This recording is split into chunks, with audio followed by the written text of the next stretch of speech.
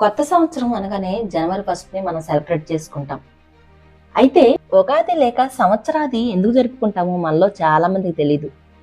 బ్రహ్మ సృష్టిని సృష్టించడం ప్రారంభించింది ఉగాది రోజునే. ఈ కొత్త సంవత్సరం ప్రారంభించిన రోజునే ఉగాది. ఒక యుగానికి ఇది మొదలు కాబట్టి యుగ మరియు ఆది ఈ రెండు కలిపితే యుగాది అని పేరు. విష్ణుమూర్తి మొదటి అవతారమైన మత్స్యావతారానికి ఉగాదికి ఉన్న సంబంధం ఏంటో మీకు తెలుసా?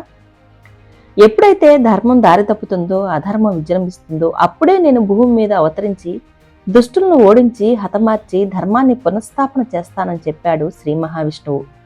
విష్ణువు దశావతారాల్లో ధర్మాన్ని ఏలడానికే ఎత్తాడు. కానీ వాటిలో మొదటవతారమే మత్స్యావతారం.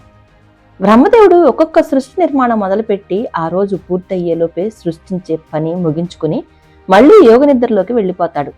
బ్రహ్మదేవుడు అలా యోగనిద్రలోకి వెళ్ళినప్పుడు ఏం జరిగింది? తిరిగి ఆయన ఎప్పుడు లేచాడు? సోమకాసురుడు మరణం ఎలా జరిగింది? వేదాల కోసం ఆ శ్రీ మహావిష్ణువే మత్స్యావతారంలోకి మారి సృష్టిని ఎలా రక్షించాడు? పూర్తి వీడియో చూడాలనుకుంటే మన ఛానల్ పేరు కింద లింక్ ఇస్తున్నాను, తప్పకుండా క్లిక్ చేసి చూడండి.